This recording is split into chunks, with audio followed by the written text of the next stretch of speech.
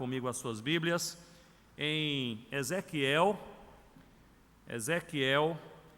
capítulo 37. Ezequiel, nós leremos no capítulo 37, versículo 1 em diante. Quando o pastor Sávio comentou que a igreja estaria refletindo sobre avivamento espiritual nestas semanas, me veio à mente, ao coração, esse texto em Ezequiel 37. Versículo 1 em diante diz assim a palavra do Senhor: Veio sobre mim a mão do Senhor, Ele me levou pelo Espírito do Senhor e me deixou no meio de um vale que estava cheio de ossos, e me fez andar ao redor deles. Eram muito numerosos na superfície do vale e estavam sequíssimos. Versículo 3, leiamos todos juntos. Então me perguntou: Filho do homem, acaso poderão reviver esses ossos? E respondi: Senhor Deus, Tu sabes. Senhor Deus, Tu sabes. Disse-me ele: profetiza a esses ossos e dize-lhes: ossos secos, ouvi a palavra do Senhor. Assim diz o Senhor Deus a estes ossos: eis que farei entrar o Espírito em vós e vivereis. Porei tendões sobre vós, farei crescer carne sobre vós estenderei pele, e porei em vós o Espírito e vivereis, e sabereis que eu sou o Senhor. Então profetizei segundo me fora ordenado. Enquanto eu profetizava, houve um ruído, um barulho de ossos que batiam contra ossos, e se ajuntavam, cada osso ao seu osso. Olhei, e eis que havia tendões sobre eles, e cresceram as carnes, e se estendeu a pele sobre eles, mas não havia neles o Espírito. Então ele me disse: profetiza ao Espírito, profetiza ao Filho do homem, e dize-lhe: assim diz o Senhor Deus, vem dos quatro ventos o Espírito e assopra sobre estes mortos. Para quê? Para que vivam. Profetizei como ele me ordenara, e o Espírito entrou neles, e viveram, e se puseram em pé, um exército sobremodo numeroso. Então me disse: filho do homem, estes ossos são toda a casa de Israel. Eis que dizem: os nossos ossos se secaram, e pereceu a nossa esperança, estamos de todo exterminados. Portanto profetiza e dize-lhes: assim diz o Senhor Deus, eis que abrirei a vossa sepultura, e vos farei sair dela, ó povo meu, e vos trarei a terra de Israel. Sabereis que eu sou o Senhor quando eu abrir a vossa sepultura e vos fizer sair dela, ó povo meu. Versículo 14, todos juntos? Porém em vós o meu Espírito, e vivereis, e vos estabelecerei na vossa própria terra. Então sabereis que eu, o Senhor, disse isso. Então sabereis que eu, o Senhor, disse isto, e o fiz, diz o Senhor. Vamos orar. Deus, nós temos a Tua palavra aberta e em nossas mãos e em nossa língua. Louvado seja o Teu nome. Ó Deus, nesta manhã de domingo, nós não temos nenhuma dúvida que nós precisamos do Senhor para todas as coisas, para ler a palavra, compreender a palavra, de maneira muito especial, para vivê-la. Nós chegamos ao Senhor nesse domingo pela manhã, cada um em sua própria posição. Certamente alguns estão sobremodo alegres, outros tristes. Alguns começam o ano vitoriosos, outros com derrotas. Alguns têm motivo de louvor e outros de choro. Mas estamos todos perante o Senhor, crendo que o Senhor é o nosso Deus e do Senhor nós precisamos. Fala ao nosso coração e mais que isso, ó Deus, aviva a nossa alma, em nome do Senhor Jesus. Amém, ó Deus. Podem se assentar, irmãos, mantenham, por favor, suas Bíblias abertas comigo nesse texto.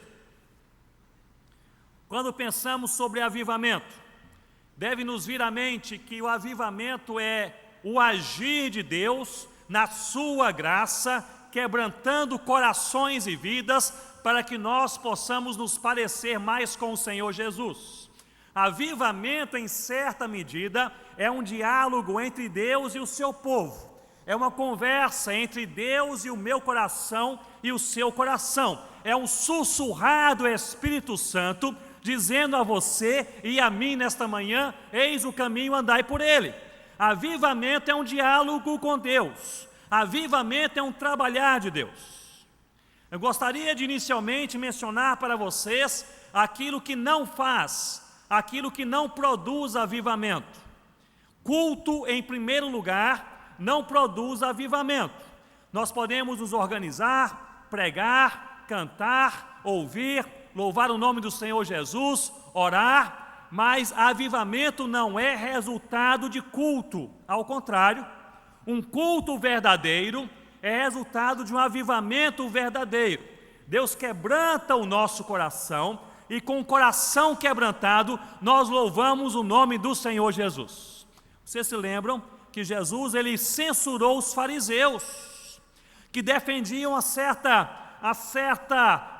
certo formalismo de culto, uma certa maneira de agradar a Deus, de buscar a Deus, de invocar a Deus, de adorar a Deus.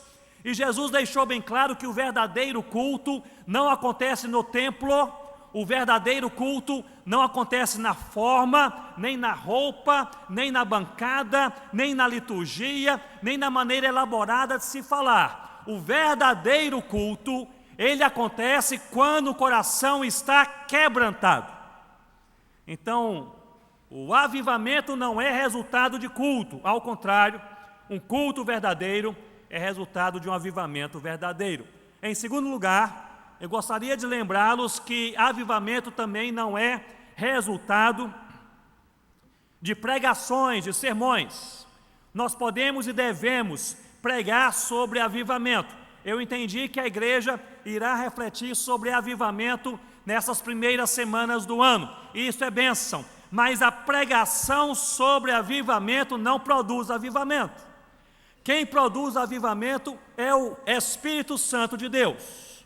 Nós podemos falar, podemos convencer, podemos estudar, podemos entender, mas se Deus não nos visitar, nós não somos transformados. Aliás, uma pregação elaborada, ela provoca, ela fomenta a adesão, gente se ajuntando, mas só a ação do Espírito Santo de Deus provoca transformação.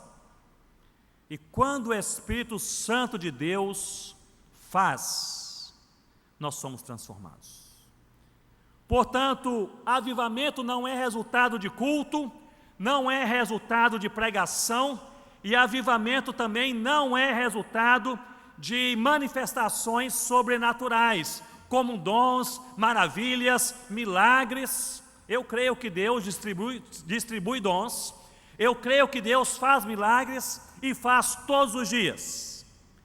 Mas milagres e dons e uma manifestação sobrenatural de Deus não provoca avivamento, não faz avivamento.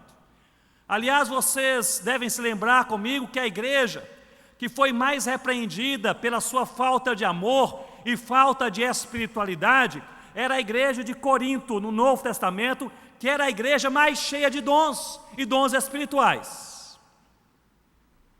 Avivamento nós podemos resumir dizendo que é resultado de um agir de Deus quebrando corações, para que esses corações agora quebrantados reconheçam que Deus é Deus.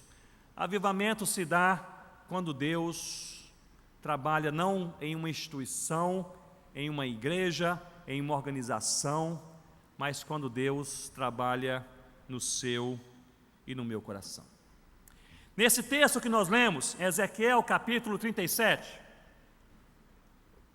Nós vemos no capítulo anterior, capítulo 36, que Deus faz uma promessa a Israel.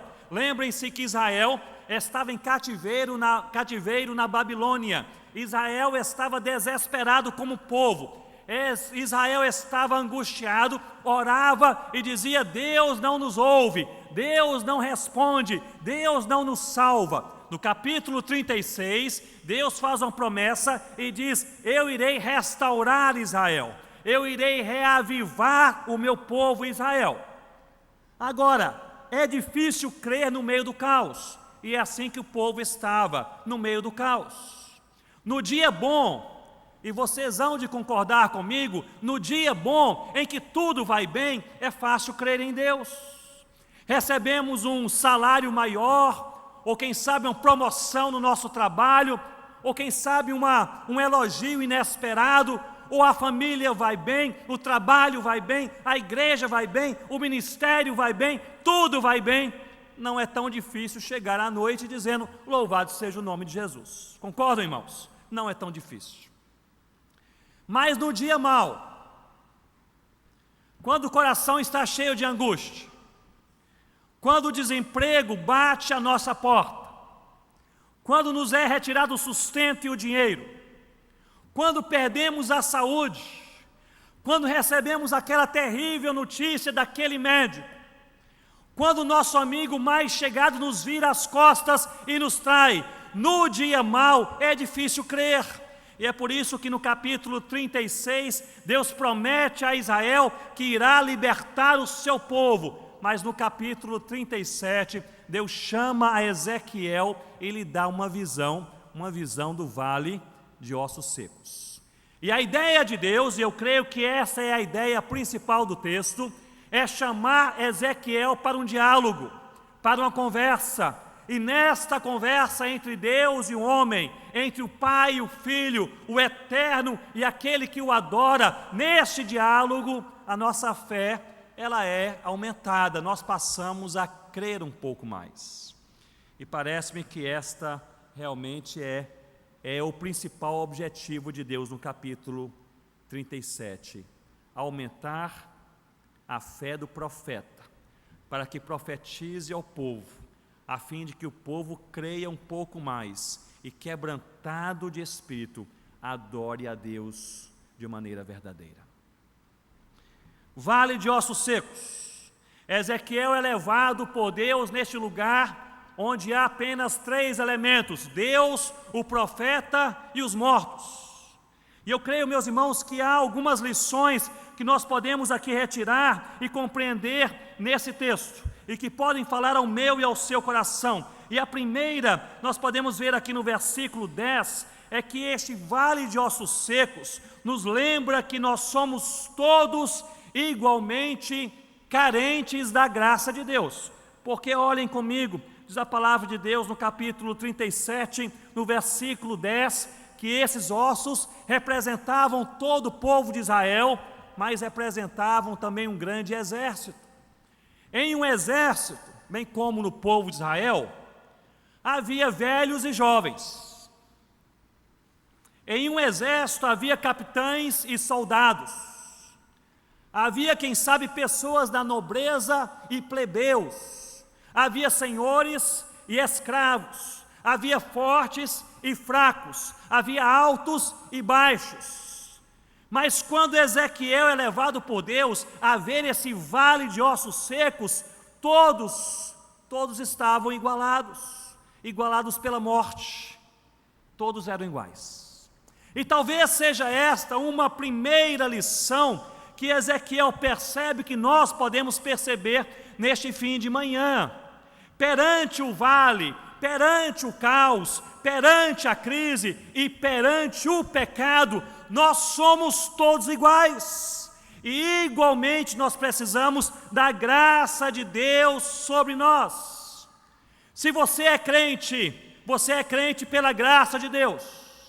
Se você vai bem no seu casamento, você vai bem é pela graça de Deus. Se seus filhos seguem o Senhor, é pela graça de Deus. Se você tem um emprego, é pela graça de Deus. Se Deus lhe deu saúde, é pela graça de Deus. Eu penso que a primeira ação de Deus para avivar um coração ou reavivar o nosso coração é abater o nosso orgulho. Nós somos por natureza orgulhosos. Nós somos por natureza altivos. Por natureza nós temos a tendência de achar que somos diferentes, especiais, melhores e superiores. E esse orgulho nato, carnal, pecaminoso está ao nosso redor e muitas vezes dentro do nosso coração, da nossa maneira de pensar e da nossa maneira de ver o mundo. E quando a nossa vida é tomada por essa altivez, por essa soberba, por este orgulho, por essa vaidade, muitas vezes Deus nos faz passear por um vale de ossos secos. Deus nos leva até a crise, Deus nos leva até o caos, Deus nos leva até o deserto, para nós nos lembrarmos de algo que é fundamental na vida cristã. E este algo é o seguinte: nós somos todos pecadores e carentes da graça de Deus.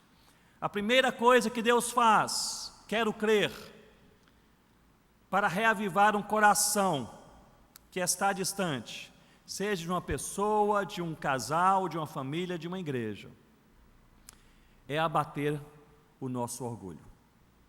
E nós somos todos orgulhosos de maneira diferente.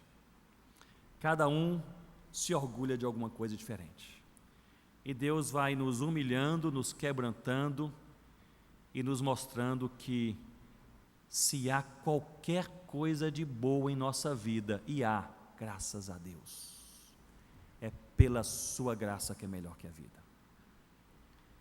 Nessa caminhada nós somos levados a olhar para Deus no final do dia e termos o coração cheio de contentamento. Meus irmãos, não existe um termômetro de espiritualidade, não existe uma maneira objetiva, métrica, palpável de nós medirmos, mensurarmos a espiritualidade, seja do nosso coração ou do coração de outra pessoa, mas há algumas marcas de espiritualidade na palavra de Deus.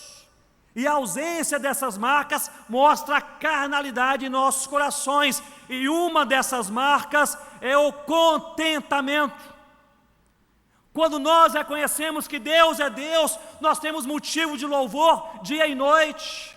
Nós nos alegramos com as coisas pequenas. É a vida pela manhã, é um café da manhã em casa. Louvado seja Deus pelo alimento. É ir trabalhar, louvado seja Deus pela força. É no trânsito do Recife, louvado seja Deus pelo carro ou pelo dinheiro para pegar um ônibus.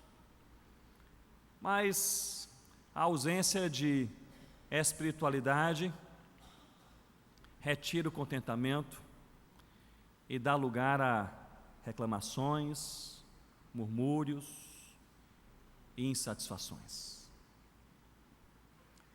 E às vezes nós estamos tão cheios de nós mesmos que vez por outra Deus nos faz caminhar pela crise para nós nos lembrarmos: nós precisamos do Senhor. Nós precisamos do Senhor. Se é uma mensagem para o seu coração nesta manhã, a mensagem é esta: você precisa de Deus. Você precisa de Deus. Eu mencionei que Deus nos abate e abate nosso orgulho de maneiras diferentes. Nesse ano passado, tive a oportunidade de fazer uma pesquisa em uma região ainda pouco evangelizada, em um país que fica na região do Himalaia. Uma região onde há pouquíssimos crentes e poucos missionários, há cerca de 250 cidades e vilarejos, onde o nome do Senhor Jesus ainda é totalmente desconhecido. E mesmo a gente que é envolvido com esse negócio de missões, quando a gente vai para um lugar que ninguém de fato ouviu falar de Jesus, a gente fica impressionado. E eu fiquei impressionado.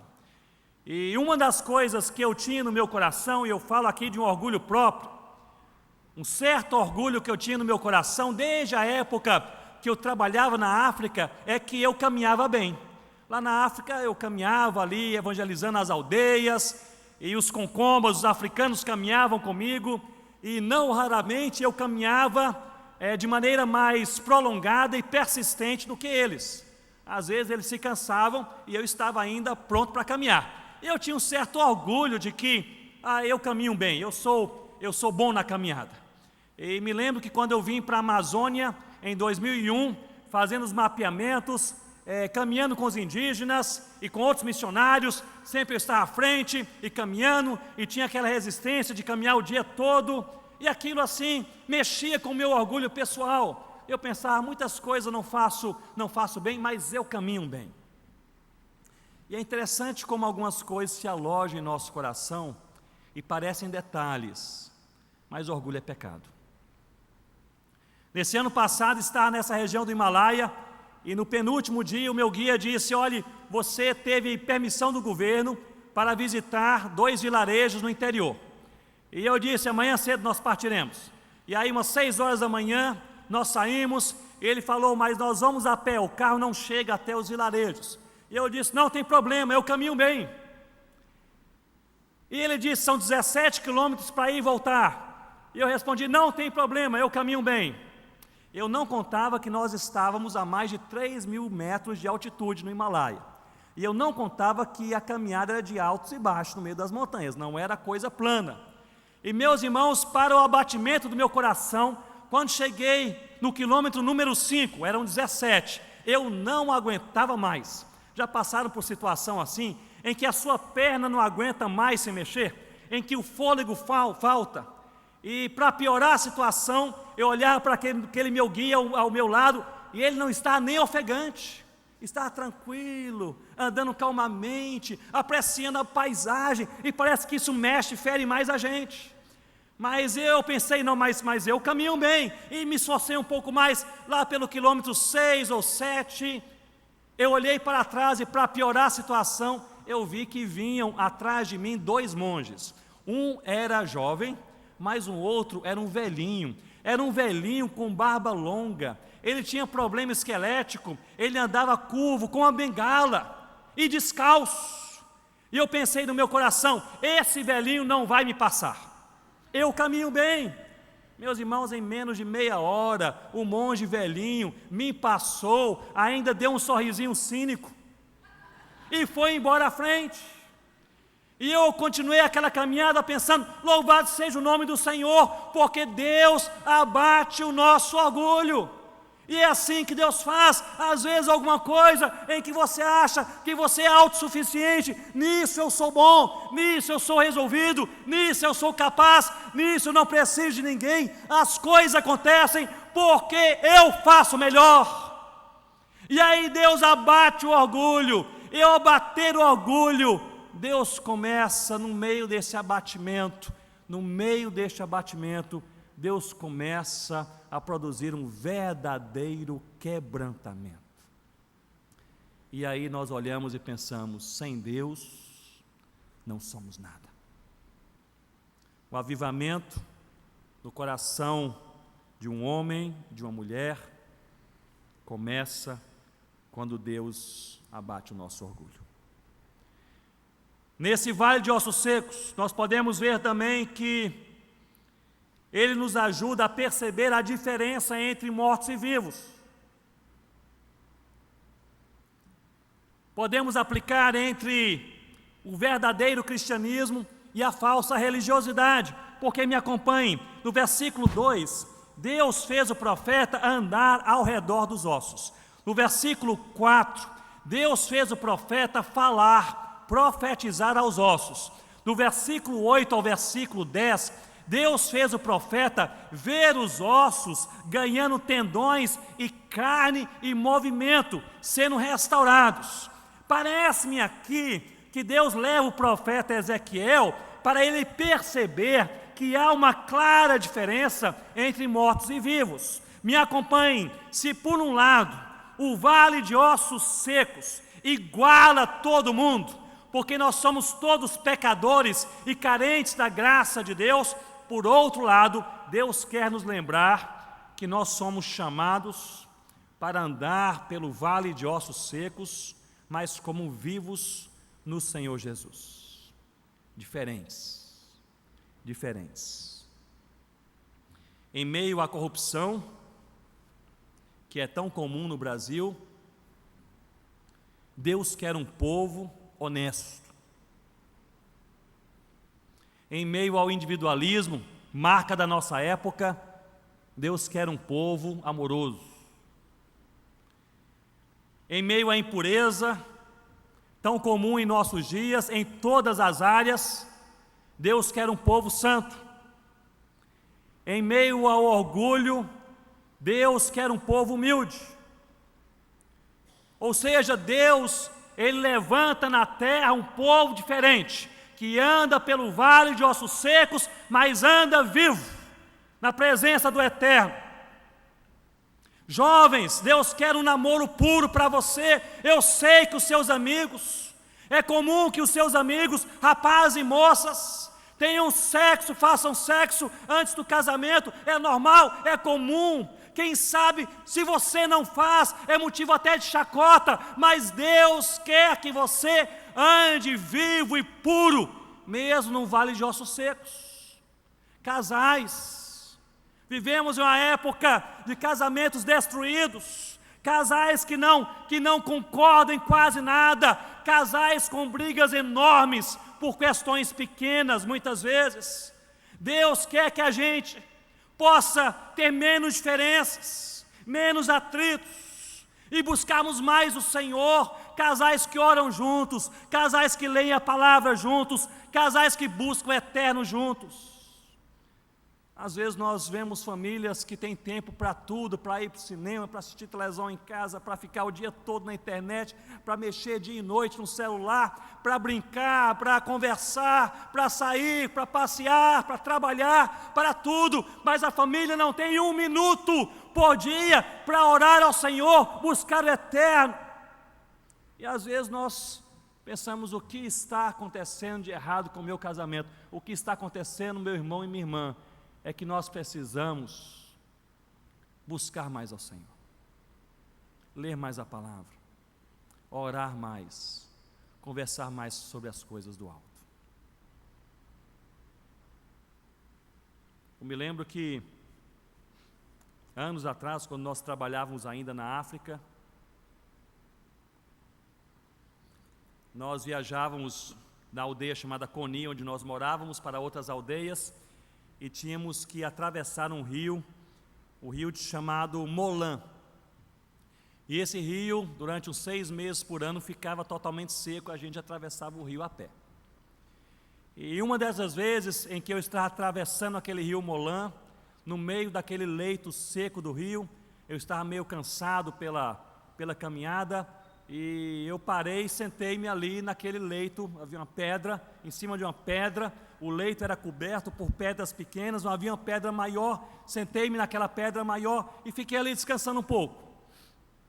E sem ter ali o que fazer, comecei a mexer nas pedrinhas no leito do rio. E quem conhece o leito de rio, sabe que as pedras, nesse leito, se há pedras, são todas arredondadas. Já viram aquelas pedrinhas de rio? São redondinhas, parecem lapidadas, lisas. E eu comecei a mexer naquelas pedrinhas e comecei a cavar, e eu comecei a notar que as pedras por baixo, daquelas pedras lisinhas, eram diferentes, eram um pouco mais ásperas. E eu comecei a cavar um pouco mais, e eu percebi que lá embaixo as pedras eram ainda mais diferentes, eram bem mais ásperas, e agora até mesmo pontiagudas, quadráticas, não eram trabalhadas. E logo eu entendi, a diferença era que aquelas pedras que estavam no leito do rio, por onde a água passava, sob o efeito da água constante, elas eram dia a dia lapidadas, buriladas, se tornavam mais lisas, mais fáceis, mais bonitas. E as pedras que ficavam lá embaixo, inacessíveis, não tinham contato com a água do rio, mesmo fazendo parte do leito do mesmo rio, elas eram ásperas, pontiagudas. Nós fazemos parte da mesma igreja de Cristo, da mesma igreja de Deus. Mas onde está o nosso coração? Em certa medida determina como a nossa vida é trabalhada pelo Senhor.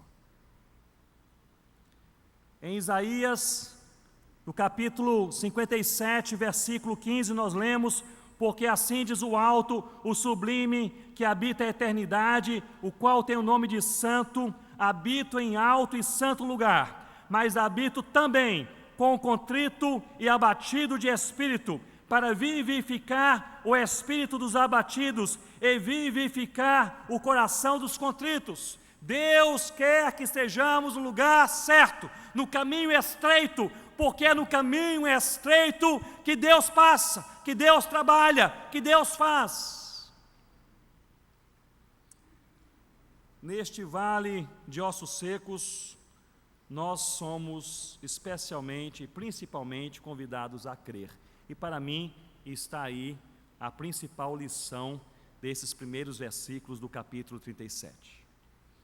Porque Deus leva, me acompanhem, Deus leva o profeta Ezequiel para um vale de ossos secos. Só há gente morta. E gente morta há muito tempo.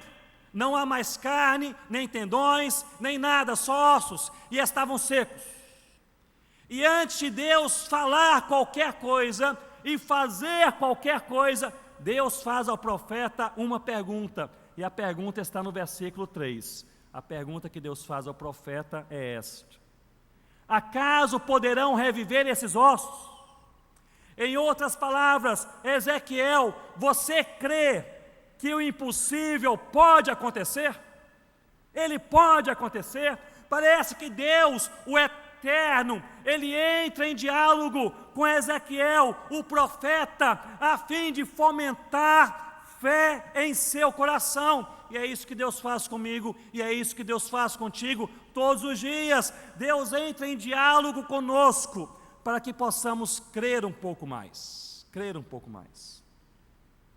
Parece-me que o alvo final do milagre não é o milagre.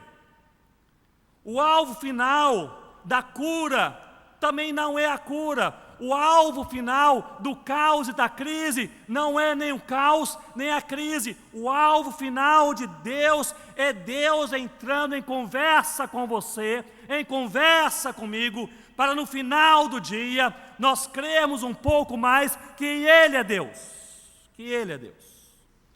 E aí um culto mais verdadeiro começa a sair naturalmente do nosso coração, mesmo em silêncio. Pode o impossível acontecer? Pode o seu pecado ser perdoado? Pode o seu casamento ser refeito? Pode o seu filho voltar para os caminhos do Senhor? Pode Deus lhe dar cura ou tolerância perante a sua enfermidade? Pode Deus abrir um caminho e uma porta que estão fechados? Pode Deus te livrar daquilo que te atormenta há muito tempo? Pode Deus dar paz e alegria em um coração deprimido? Pode o impossível acontecer? Pergunta Deus ao profeta: pode o impossível acontecer? E o profeta olha para Deus e responde: Senhor, tu sabes. Tu sabes. Eu acho que não há resposta melhor. Senhor, tu sabes. Tu sabes significa, no meu entender, duas coisas. Em primeiro lugar, reconhecimento que apenas a vontade de Deus é perfeita, somente Deus sabe mesmo. Nós podemos desejar coisas que não são coisas de Deus. Podemos perseguir coisas que parecem bonitas e até espirituais, que não são de Deus. Senhor, tu sabes. Em segundo lugar, eu creio que tu sabes é submeter a nossa vontade à vontade de Deus. Seja o que o Senhor quiser, tu sabes. Quando nós submetemos a nossa vontade à vontade de Deus, nosso coração está sendo avivado. Mesmo porque nós não sabemos qual é a vontade de Deus. Concordam, irmãos? Nós não sabemos. Deus mostra, no máximo, o próximo passo. No máximo. Às vezes, nem o próximo passo nós vemos. Mas quando nós olhamos para Deus e Deus pergunta: pode acontecer? pode o impossível acontecer, e nós olhamos para o eterno e falamos: Deus, eu não entendo desse negócio, eu não entendo de vale de ossos secos, eu não sei por que a crise está acontecendo, eu não sei descrever o motivo do meu caos e do que está acontecendo no meu coração, mas seja a tua vontade feita. Se for a tua vontade, eu vou abraçar. Se for a tua vontade, eu vou te louvar. Se for a tua vontade, eu vou aceitar e obedecer, mesmo sem saber qual é a tua vontade, porque eu não conheço a tua vontade, mas eu conheço o Senhor, e o Senhor me ama, e o Senhor é bom, e o Senhor é justo, e todos os teus planos são planos de amor. Eu creio que o avivamento acontece quando Deus abate o nosso orgulho. Eu creio que o avivamento acontece quando, em lugar de amargura e reclamações, Deus coloca contentamento. Eu creio que o avivamento acontece quando nós aceitamos com alegria a vontade do Senhor, qualquer que seja a vontade do Senhor. Assim Deus aviva um coração. Deus aviva o coração de uma pessoa, de uma criança, de um idoso, de uma família, de uma igreja. Louvado seja o nome de Jesus. Eu queria encerrar, eu mencionei no culto pela manhã, mais cedo, menciono para os irmãos também. Tive o privilégio nesse ano de dar um treinamento missionário em uma região no Oriente Médio. E essa região me chamou a atenção, porque os missionários que lá trabalham, não vou dar detalhes de países, lugares, por questões de segurança, mas os missionários que lá trabalham, eles trabalham a 70 quilômetros de onde está o Estado Islâmico, ou pelo menos parte do Estado Islâmico. Eu não ouvi nos dias que lá passei, mas eles dizem que várias vezes à noite eles ouvem os tiros e as bombas, e há estrada de onde eles estão até onde está o Estado Islâmico. Então 70 quilômetros com estrada é perto. E é tão perto que os missionários de várias nacionalidades, em várias casas, eles têm na sala da sua casa, de cada casa, uma mala pronta. A qualquer momento do dia ou da noite, se ouvirem que os terroristas, que o Estado Islâmico está se aproximando, eles vão partir, eles vão fugir.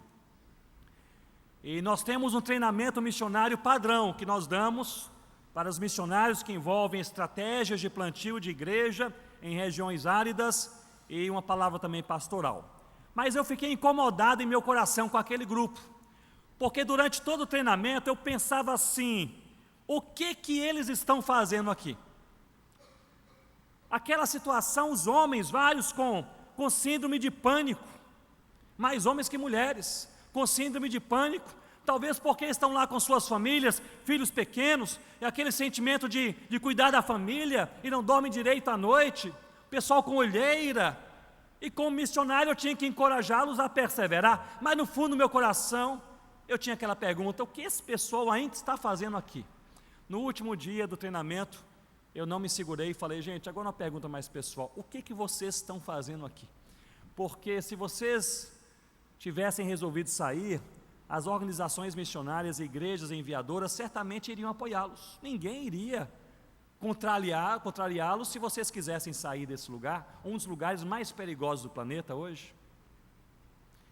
E eles não pensaram duas vezes e responderam: nós estamos aqui porque tivemos mais oportunidade para falar de Jesus nos últimos 6 meses do que nós tivemos nos últimos 10 anos. Eles falaram: Ronaldo, nesse caos, nessa crise toda que está acontecendo, eu sei que o negócio é terrível, mas os muçulmanos estão batendo na nossa porta e perguntam: você é cristão? E nós respondemos: sim, sou cristão. E a próxima pergunta: pode nos falar de Jesus? Nunca tivemos tanta gente aberta, interessada em Jesus, do que nós tivemos nos últimos 6 meses. A vontade é de ir embora, a vontade de partir, a vontade de fugir. Mas um deles nos disse: mas seja feita a vontade de Deus. O verdadeiro avivamento acontece quando em nosso coração, com sinceridade, nós falamos: seja feita a vontade de Deus. Vamos orar? Curva a sua cabeça, ore comigo. Talvez seja esta a sua oração: seja feita a vontade de Deus. Talvez você esteja iniciando esse ano com alguma coisa a consertar, com alguém. Seja feita a vontade de Deus. Crente que é crente, tocado por Deus, pede perdão, se reconcilia, resolve as coisas. Mas foi ele que começou, foi ela que fez o pior, não interessa. Corações quebrantados buscam reatar laços, não deixam pontas soltas. Talvez Deus esteja batendo o seu orgulho em alguma medida, de alguma maneira, no início desse ano, e você responde: Senhor, Tu sabes, seja feita a Tua vontade. Talvez haja alguma coisa urgentemente necessário de ser mudado, transformado, coisa que já está numa rota errada há muito tempo, não pode continuar. E Deus mexe, Deus fala. Quem sabe Deus já vem falando a você já há algum tempo, desde as semanas anteriores ou até além disso, querendo mexer numa área da sua vida que precisa de cuidado, de ajuste, de transformação, de conversão, de mudança. Você pode falar com Deus hoje pela manhã: seja feita a Tua vontade.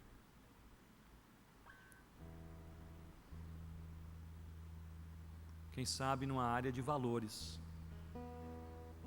A gente vive essa vida, mas às vezes pensando muito mais e fazendo muito mais por coisas terrenas e até fúteis, gastando muito mais tempo, energia e até dinheiro com coisas passageiras e gastando quase nada, nem tempo, nem energia, nada com aquilo que é eterno.